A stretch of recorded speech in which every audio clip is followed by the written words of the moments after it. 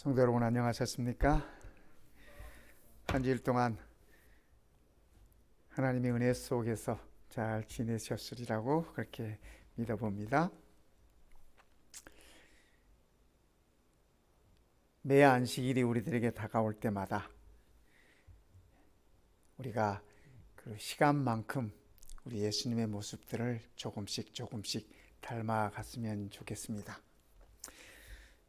벌써 오늘 10번째로 예수를 만난 이들이라는 말씀을 함께 나누고 있습니다.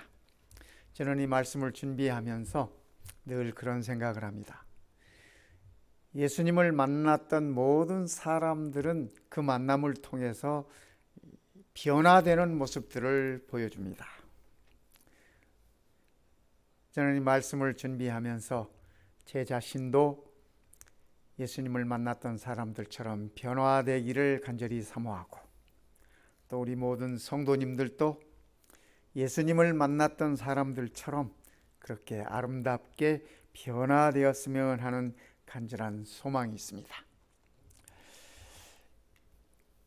이 사람을 평가할 때 두 가지로 이렇게 나눈다고 합니다. 한 사람은 일 중심의 사람, 또 다른 부류의 사람은 사람 중심의 사람.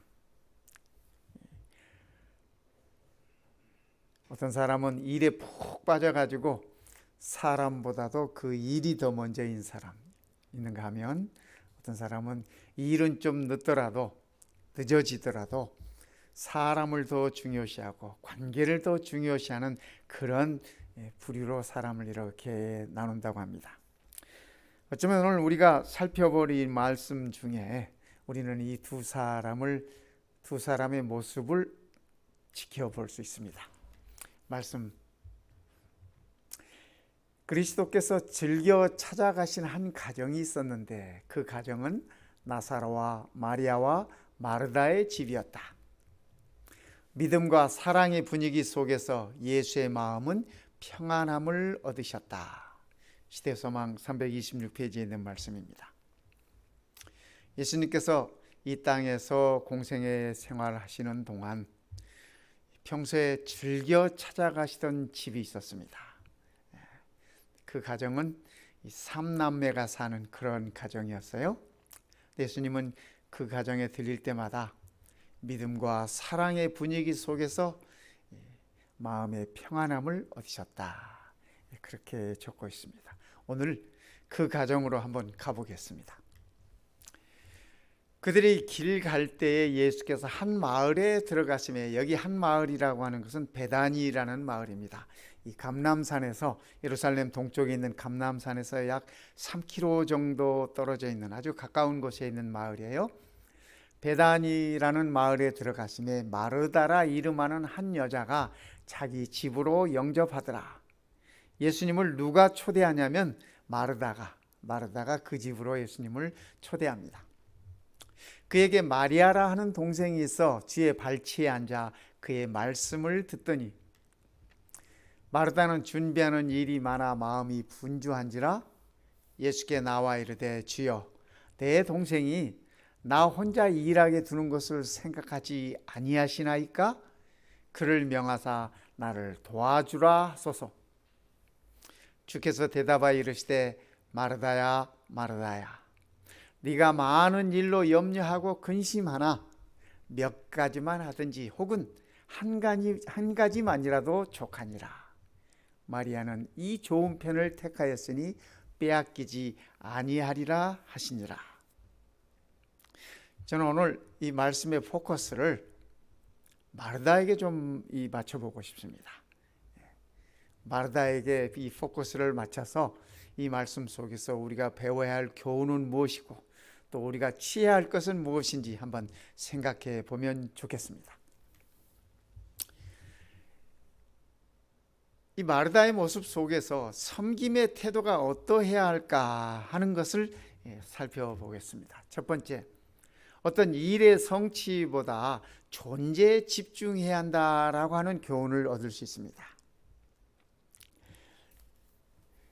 에리 프롬이라는 분이 쓴 책에 보면은 이 소유냐 존재냐 하는 책이 있습니다. To have or to be라고 하는 그런 책인데요.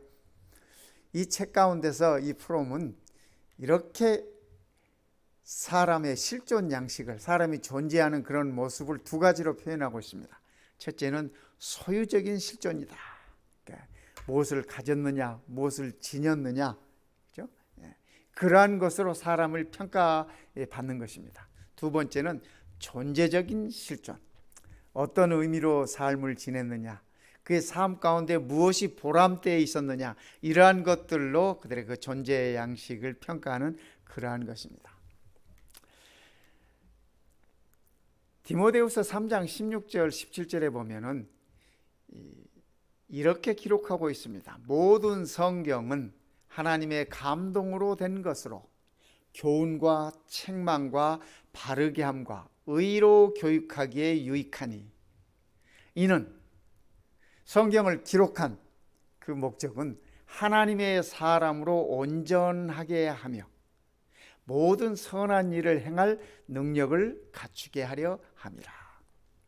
성도 여러분, 이 말씀을 자세히 들여다보면은 이 일을 얼마나 성취하였느냐라는 것보다는 어떤 사람이 되었느냐 하는 것에 그 중점이 있습니다. 그 우선권이 있음을 우리는 봅니다. 하나님께서 모든 성경의 말씀들을 성령의 감동으로 기록하셨는데 교훈과 책망과 바르게 함과 의로 교육하게, 당신의 백성들을 이런 모습으로 교육하게 유익하도록 성경을 기록하셨는데 그 첫 번째 목적은 하나님의 사람으로 온전하게 하기 위한 것이다. 그러니까 우리가 어떤 일을 하기 전에 어떠한 사람이 되어야 마땅하느냐 하는 것이 먼저라는 것입니다. 그 다음에 온전한 사람이 되어서 모든 선한 일을 행할 능력을 갖추게 하는 것이 성경의 목적이라고 그렇게 적고 있습니다. 그러니까 성도 여러분, 오늘 우리도 하나님의 말씀을 통해서 내가 어떠한 사람이 되어야 마땅하는가, 여기에 우리들의 우선적인 관심이 있어야 되는 것이고, 여기에 우리의 신앙의 초점이 맞추어져야 하는 것입니다.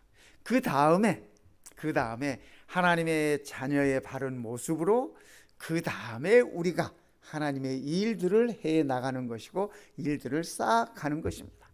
그래서 일이 먼저가 아니라 어떤 사람이 되느냐 하는 것이 먼저라고 하는 사실을 우리는 이 성경 말씀에서 알고 또한 배울 수 있습니다. 인격의 온전함이 행위의 온전함보다 앞선다고 하는 사실입니다. 존재의 문제를, 내가 누구냐 하는 그 존재의 문제가 내가 무엇을 하느냐, 무엇을 쌓았느냐, 무슨 덕을 세웠느냐, 그러한 문제보다 더 우선순위로 생각하는 것이라고 하는 말씀을 이 디모데후서에서 우리들에게 일러주고 있는 것입니다.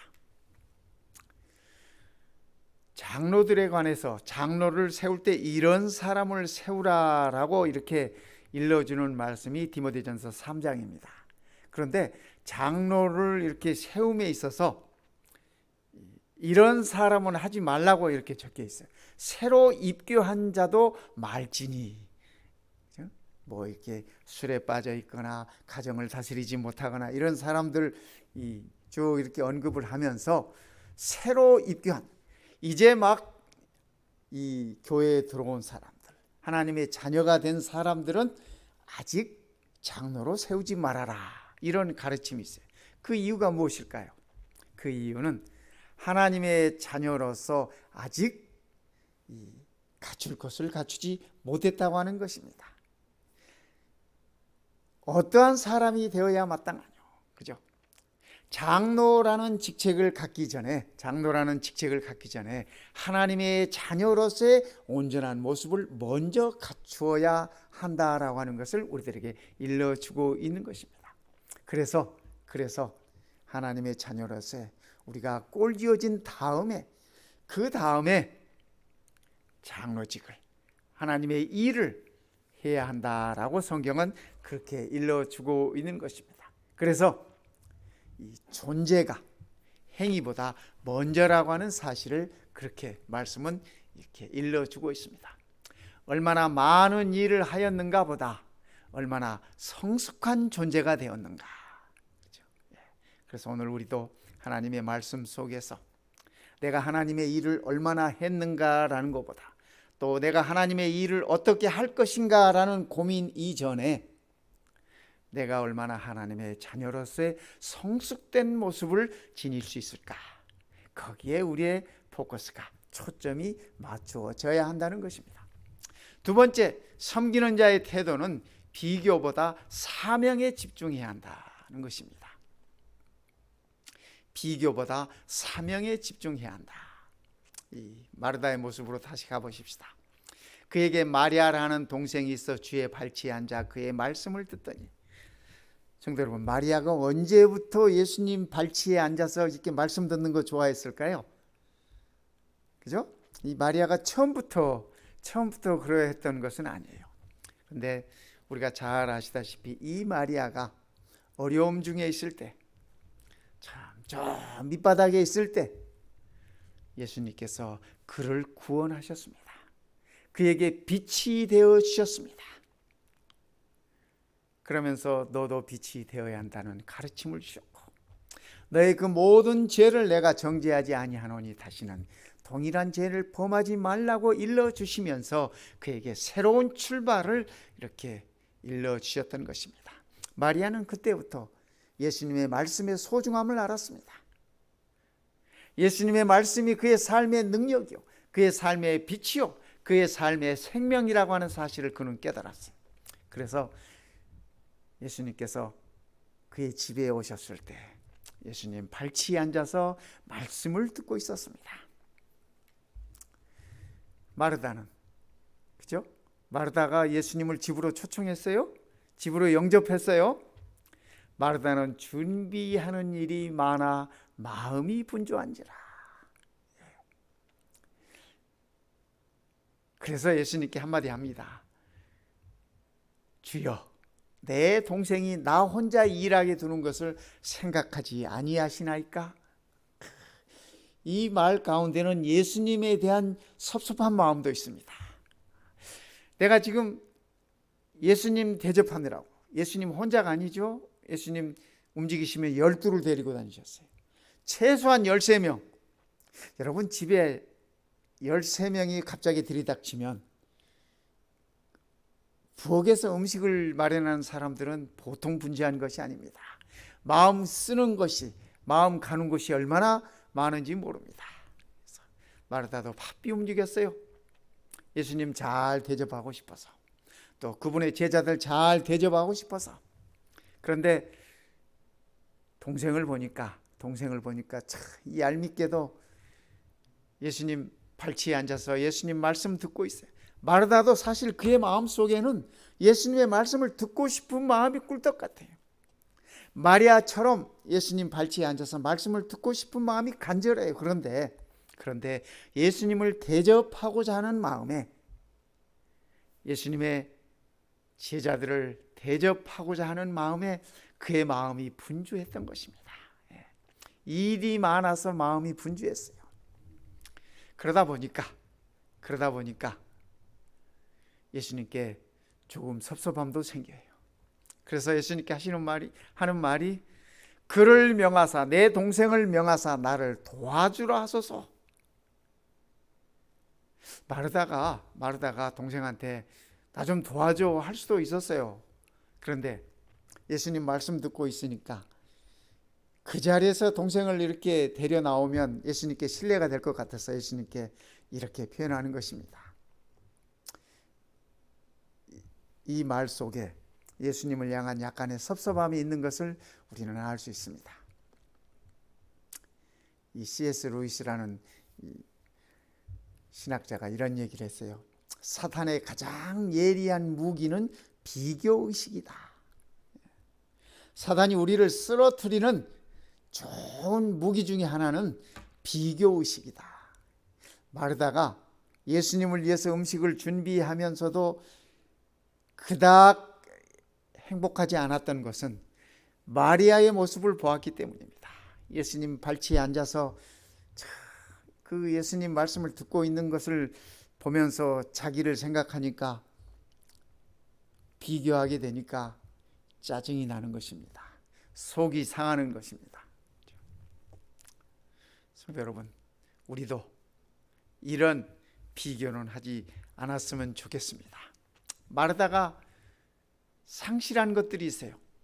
첫째요, 존재의 기쁨을 상실했어요. 그가 예수님을 집으로 영접했음에도 불구하고 음식을 마련하는 과정에서 잘 음식을 준비하겠다고 하는 그 마음 때문에 그가 예수님을 위해서 또 그의 집에 예수님을 초대했다고 하는 그 기쁨을 상실했어요. 사실은 얼마나 그게 기쁨이었어요. 그렇죠? 예수님께서 그의 집으로 이렇게 들어오셨을 때 마르다는 정말 기뻤습니다. 그런데 그 기쁨을 잠시 마리아를 바라봄으로 인해서 그 기쁨을 상실하게 됐던 것입니다. 두 번째는 섬김의 감격을 잃어버렸어요. 예수님과 제자들을 그의 집으로 모시고 그들을 위해서 음식을 마련하고, 그죠? 음식을 제공하고 이 여러 가지 일들을 하면서 정말 예수님을 대접한다고 하는 그 감격이 있는데, 예수님을 섬긴다고 하는 그 감격이 있는데 그것을 상실했어요. 성도 여러분, 우리도 때로는 말입니다, 우리의 사역하면서 또 교회에서 우리의 일을 하면서 정말 우리가 이 섬김의 감격을 잃어버리는 경우들이 있지 않습니까? 내가 하나님의 자녀라고 하는 이 존재의 기쁨을 상실해 버리는 경우가 있지 않습니까? 세 번째, 마르다는 봉사의 의미를 잃어버렸어요. 제자들을 섬기고 예수님을 섬기고 그가 시간 투자하고 마음 투자하고 또 가진 것 투자해서 대접하는 그 봉사의 의미를 상실해 버렸습니다. 왜요? 마리아와 자신을 비교했기 때문에 그렇습니다. 처음 마음을 상실한 것이죠. 요한복음 21장에 보면 재미있는 표현이 나옵니다. 이에 베드로가 그를 보고 예수께 여짜오되, 여기 그는 사도 요한입니다. 주님, 이 사람은 어떻게 되겠사옵나이까? 예수님께서 부활하신 다음에 제자들을 다 해변가에 이 갈릴리 호숫가에 모으셨습니다. 새벽에 그들을 먹이시고, 그렇죠? 베드로에게 네가 나를 사랑하느냐 3번씩이나 질문하시면서 다른 제자들 앞에서 베드로를 예수님의 첫 번째 제자라고 하는 사실을 공인시켜 주셨습니다. 다시 한번 공인하시는 그런 자리였습니다.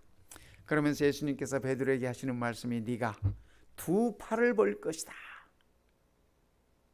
예수님처럼 십자가에서 죽게 될 것이라고 하는 말씀을 그 자리에서 예수님께서 하셨습니다. 성도 여러분, 그렇다면은 예수님의 그 말씀을 들었을 때 베드로는 어떻게 해야 됐을까요? 그죠? 아, 예수님, 그렇습니까? 감사합니다. 예수님을 배반했던, 예수님을 배신했던 내 모든 잘못을 덮어주시고 감싸주시고 용서해 주시고 나를 다시 세워주시니 감사합니다. 그런 나를 예수님처럼 죽을 수 있는 그러한 영광을 허락하셨으니 참으로 감사합니다. 이렇게 해야 되는 것 아닐까요? 그런데 베드로는 뭐라 그래? 느닷없이 베드로가 요한을 보고, 그 옆에 있는 요한을 보고, 아마 베드로가 늘 요한이 좀 못마땅했는지도 모르겠습니다. 마지막 만찬을 먹을 때도 예수님 가슴에 그의 머리를 대고 있는 모습이 꼴보기 싫었는지도 몰라요. 누가 높은 자리에 앉을 것이냐 서로 다툼할 때 늘 그런 다툼의 대상이었기 때문에 그랬을지 몰라요. 예수님께서는 베드로에게 심각한 말씀을 하시고 그의 장래에 관해서 아주 중요한 말씀을 일러주시는 그 자리인데 베드로는 생뚱맞게 예수님, 얘는 어떻게 되겠습니까? 주여, 이 사람은 어떻게 되겠사옵니까? 자기의 죽음에 관해서 네 얘기를 들은 다음에 사도 요한의 죽음이 궁금해진 것입니다. 그래서 이 사람은 어떻게 되겠습니까?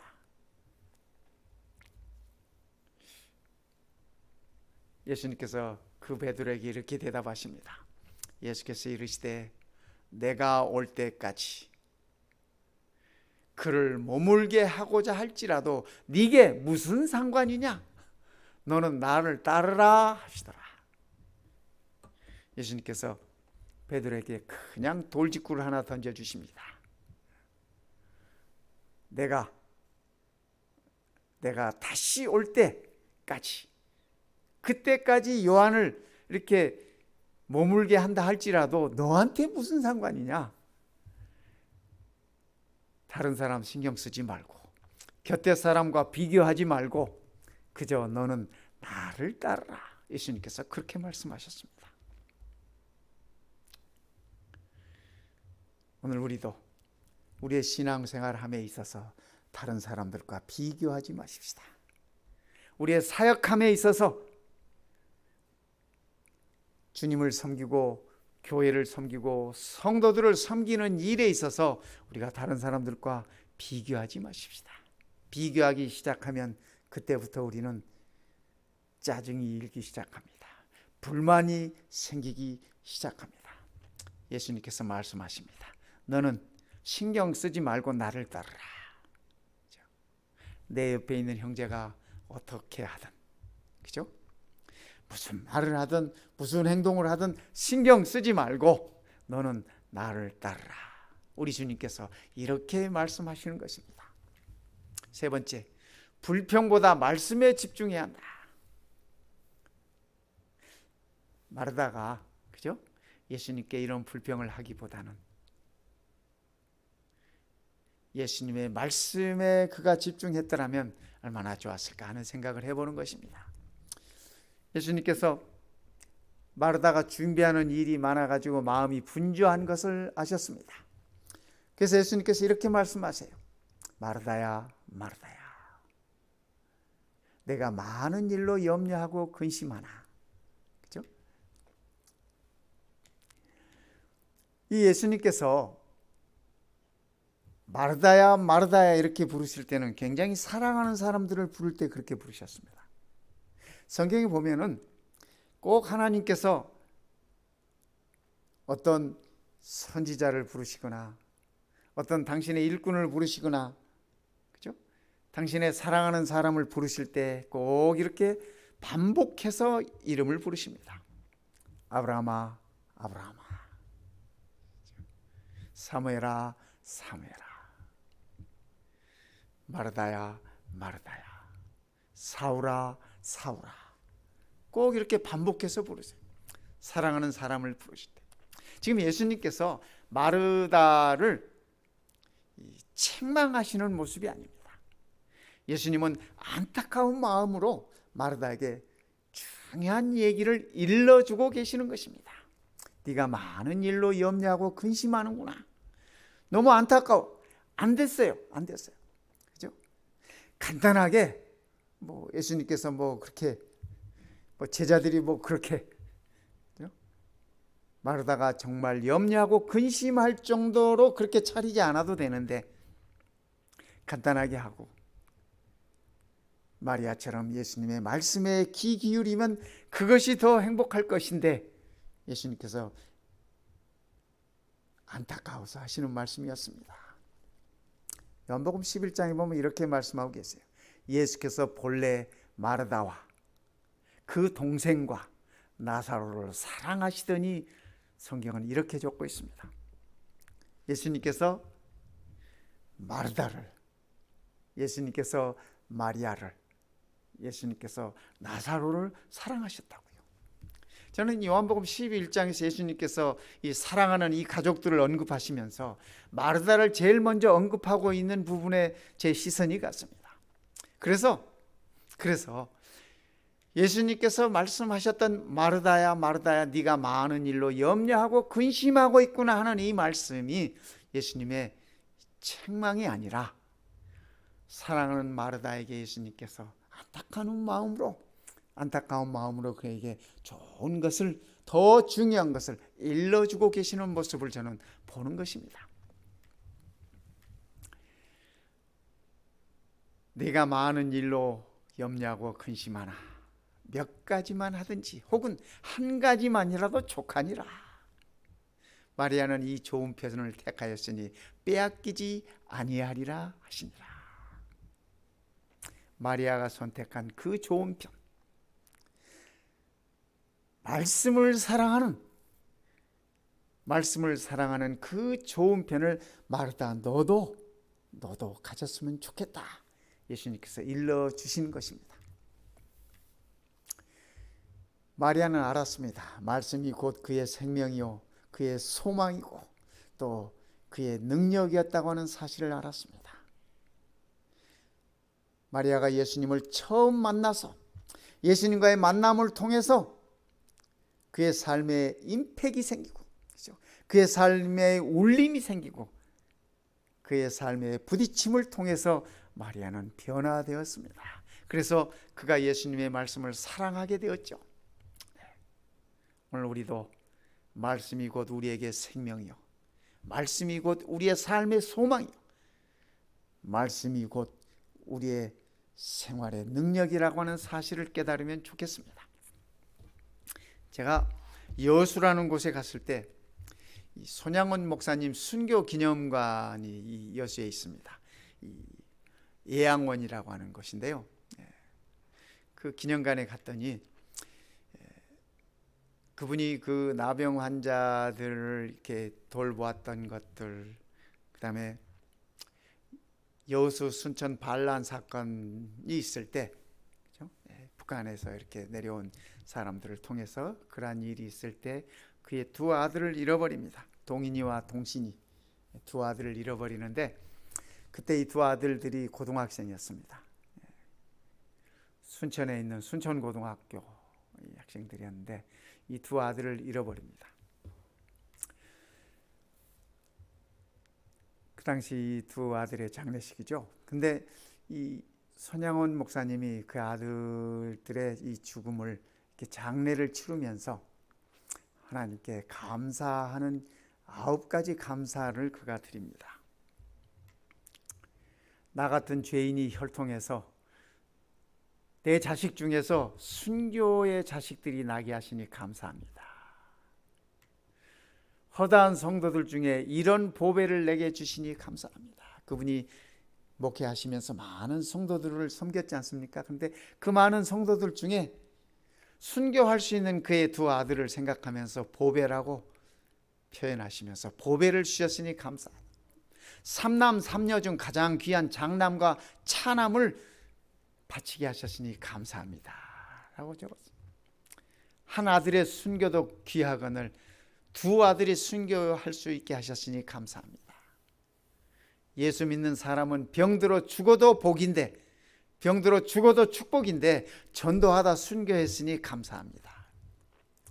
아들들이 미국으로 유학 가려고 준비했는데 미국이 아니라 천국에 갔으니 감사합니다. 아들을 죽인 원수를 회개시켜 아들을 삼는 사랑의 마음을 주시니 감사합니다. 손양원 목사님이 그 두 아들을 죽인 그 젊은이를 나중에 그의 양아들로 삼습니다. 아들의 순교의 열매로서 무수한 열매가 생길 것을 인하여 감사합니다. 역경 속에서도, 두 아들을 잃어버리는 그러한 역경 속에서도 하나님의 사랑을 깨닫게 하시고 이길 수 있는 믿음을 주시니 감사합니다. 손 목사님이 이렇게 표현하셨습니다. 우리 성도님들도 우리의 삶 속에 있는 역경이 있다 할지라도 그 역경 속에서 하나님의 사랑을 깨달았으면 좋겠습니다. 또 우리의 그 역경을 이길 수 있는 믿음을 찾을 수 있으면 좋겠습니다. 그래야 그것으로 인하여 하나님께 감사할 수 있으면 좋겠습니다. 제 눈길을 끄는 것은 이러한 그분의 감사도 감사였고, 또 하나 제 눈길을 끄는 것이 있었습니다. 이것은 손양원 목사님이 두 아들이 순교한 다음에, 죽은 다음에, 장례를 다 치른 다음에 교회에 감사헌금을 냈습니다.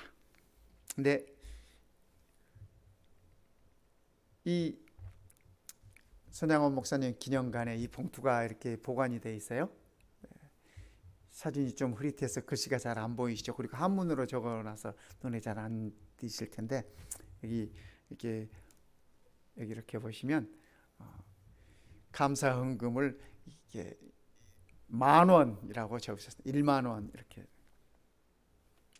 근데 제가 그것을 살펴보니까 그 기념관에서 살펴보니까 그 당시 손양원 목사님의 한 달 월급이 80원이었습니다. 한 달 월급이 80원이었어요.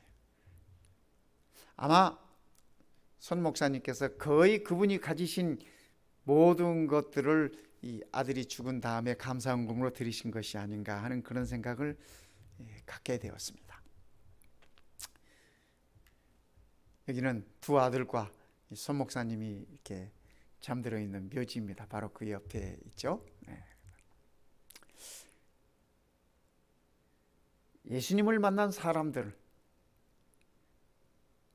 그들이 어떤 역경 중에 있든지 힘을 내고 아름다운 모습을 보이는 것은 참으로 감사합니다. 저는 예수님을 만났던 마르다와 마리아가 어떻게 변화되었는가 성경을 통해서 한번 살펴보았습니다. 마리아는 이렇게 변화되었습니다. 마리아는 지극히 비싼 향유 곧 순전한 나드 한 근을 가져다가 예수의 발에 붓고 자기 머리털로 그의 발을 닦으니 향유 냄새가 집에 가득하더라. 예수님께서 이날 사건을 가리켜서 말씀하시기를 마리아가 나의 장례를 준비하는 것이라고 그렇게 말씀하셨습니다. 예수님께서 십자가에 돌아가시기 직전에 마리아가 그러한 헌신의 이 모습들을 예수님께 보였습니다. 뿐만 아니라 그 중에는 막달라 마리아와 또 야고보와 요셉의 어머니 마리아와 또 세베대의 아들들의 어머니도 있더라. 이거는 십자가 아래서 있던 모습입니다. 예수님께서 십자가에 돌아가시던 그 시간에 십자가 아래 막달라 마리아는 그곳에 함께 있었습니다. 제자들은 다 도망가는 현장인데 마리아는 그 현장을 지켰습니다. 끝까지 예수님과 더불어 십자가 아래 함께 있었음을 우리는 보는 것입니다. 마태복음 27장에 거기 막달라 마리아와 다른 마리아가 무덤을 향하여 앉았더라. 이 27장의 이 말씀은 무슨 말씀이냐면 예수님께서 십자가에 돌아가신 다음에 아리마대 요셉과 니고데모가 예수님의 시체를 빌라도에게 달라고 합니다. 그래서 그 시체를 끌어내린 다음에 시체를 다 이렇게 수습하고 이렇게 무덤에 장사 지냈습니다. 그때 거기 그 무덤 앞에 마리아는 앉아 있었습니다. 예수님의 무덤을 지키고 앉아 있는 것입니다. 마리아가 예수님의 죽음의 현장에도 죽음을 준비하는 과정에 있어서도 예수님의 죽은 후에 무덤 앞에도 마리아가 끝까지 자기 자리를 지키는 모습을 보는 것입니다. 요한복음 20장에는 막달라 마리아가 가서 제자들에게 내가 주를 보았다 하고 또 주께서 자기에게 이렇게 말씀하셨다 이러니라. 예수님께서 부활하신 다음에 그죠? 마리아에게 나타났지 않습니까? 마리아는 예수님이 부활하신 그분이신지도 알아보지 못하고 동산지기인 줄 알고 슬픔에 잠겨 있을 때 예수님께서 마리아야 마리아야 부르심으로 마리아는 그가 주님이라고 하는 사실을 깨닫고 제자들에게 제일 먼저 달려가서 이 예수님의 부활의 소식을 전한 이가 마리아였습니다. 마리아의 삶이 예수님을 만난 이후에 얼마나 극적으로 얼마나 아름답게 변해 있는지 우리는 이 말씀들 속에서 확인할 수 있습니다. 사도행전 1장 14절에 보면 여자들과 예수의 어머니 마리아와 예수의 아우들과 더불어 마음을 같이하여 오로지 기도에 힘쓰더라. 성령이 임하였던 그 자리에 마리아, 마르다 다 함께 있었음을 우리는 보는 것입니다. 예수님을 만남으로 인하여 마리아는 이렇게 아름다운 모습으로 그의 삶이 변화되었습니다.